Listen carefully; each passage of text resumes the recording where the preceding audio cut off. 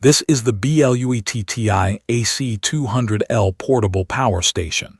I just wanted to share my experience with this in case anyone else is considering it.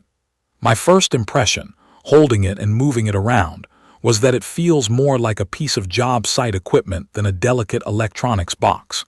It is not trying to look fancy. It looks and feels like it is meant to sit on a garage floor, in an entryway closet, or in the back of a vehicle, and just work when you need it.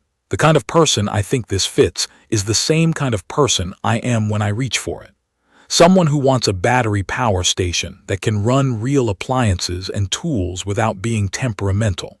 I've used smaller power stations that are fine for phones and a laptop, but start acting weird when you put a heater or a kitchen appliance on them.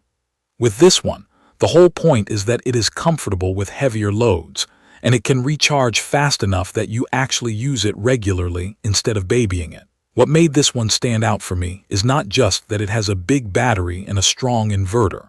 It is the combination of high output with fast charging from the wall, and a solar input that is flexible enough that I did not have to overthink panel wiring. In real life, those things matter more than reading a long spec sheet.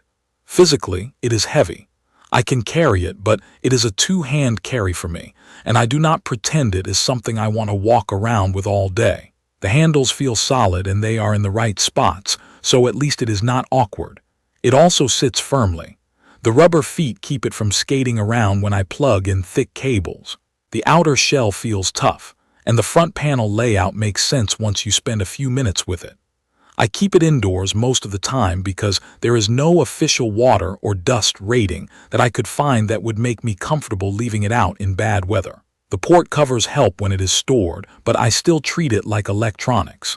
If I am taking it somewhere dusty or potentially wet, I put it in a protective tote. That is not me being precious. That is just me not wanting to ruin an expensive battery station. Setup was simple.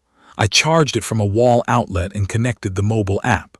What I liked right away is that it does not rely on a separate charging brick. It just uses a standard wall cable. That sounds like a small thing until you have dealt with a giant power brick on other units, where the brick gets warm and takes up floor space and feels like one more thing to forget.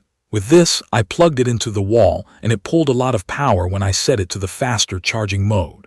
In my use, going from low state of charge to around 80% happened surprisingly quickly, fast enough that I could realistically top it up between tasks. Fan noise depends on the charging mode.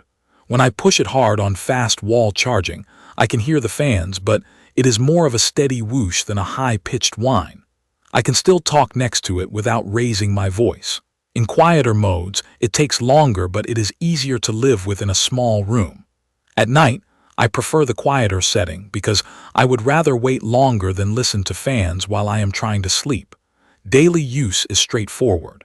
I use the alternating current outlets when I need normal household power, and I use the direct current outputs when I can, especially for smaller loads. That is one of the biggest real-world lessons with a unit like this. If you run a small device through the alternating current inverter, the inverter itself uses power even when the load is tiny. So if I am powering something like a router or a small communications device, I try to use the direct current port instead.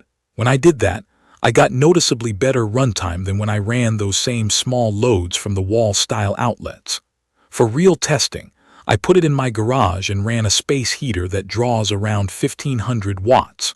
At the same time, I charged my laptop from one of the high-power Type-C ports and topped up a camera battery. What I was looking for was stability. Some power stations will run the load, but you see the output hunting a little, or the fan behavior gets erratic, or the display bounces around. This one stayed steady. No weird shutoffs, no flickering, and the heater behaved like it was plugged into the wall. I also tried it with a stubborn electric kettle that tends to trip smaller units. The power lifting mode helped there. What it is doing, in plain terms, is it allows certain resistive loads to run by slightly adjusting how the inverter behaves so it can keep current under control. I do not treat that as magic. It does not mean you can run anything forever. It just means some appliances that normally cause an overload can be usable. For me, it turned an annoying test into a pass, and that is a practical feature. For tools, I ran an orbital sander for a short session, around 20 minutes. The battery drop was in the range I expected, and it did not feel like the unit was struggling. I would not claim it replaces a full generator for a crew all day, but for light job site work, repairs, and projects where I want clean power, and I do not want fumes, it fits. The recreational vehicle side is also clearly considered. There is a dedicated recreational vehicle outlet, so I can plug into my trailer setup without a bulky adapter.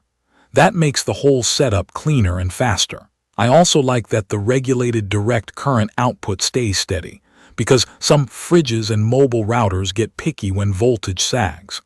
I have had issues with that on other setups, especially when the battery gets lower. Here, the direct current side has been consistent in my use. Solar charging has been solid for me, with one important note. Your results depend heavily on panel size, sun, and temperature. With my portable array on a clear, cool day, I saw strong midday input, and it tracked well even when clouds passed through. What I like is that the input range is wide enough that I did not have to do awkward wiring just to stay within limits. I could configure panels in a way that made sense for my cable runs, and the controller did the rest without drama.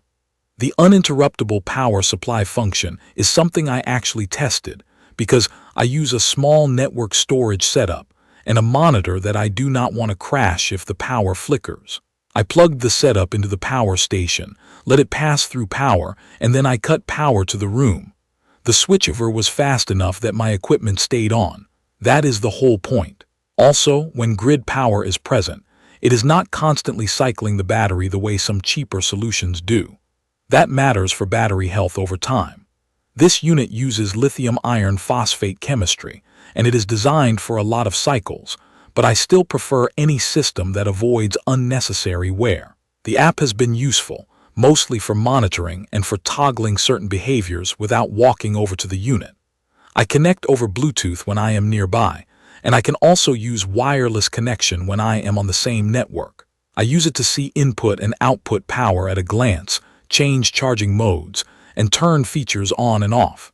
There are a couple of things that I wish were handled differently. Control is grouped, so I cannot always control individual outlets the way I want. Also, some scheduling behavior took me a bit of trial and error to get right. I got it working the way I wanted, but it was not perfectly intuitive the first time. There are also some small omissions that do not affect performance, but I still notice them in daily use. There is no built-in light, which I sometimes like on a power station for camping or outages. There is also no wireless charging pad on top. I can live without both, but I mention it because I do end up using my phone flashlight when I am plugging things in during a blackout. Cable design is another real-world point. Some of the charging connections use proprietary connectors. They feel solid, but it also means I keep track of those cables carefully. If you lose one, you are not replacing it at a random gas station.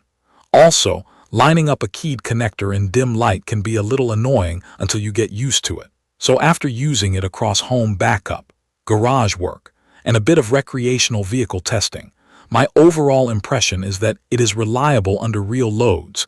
It recharges fast enough to be genuinely convenient, and it is flexible enough that I can use it in different places without building a complicated system around it. The trade-offs are the weight and the fact that I do not treat it as an outdoor all-weather box. I move it when I need it, I keep it dry, and I plan my cables.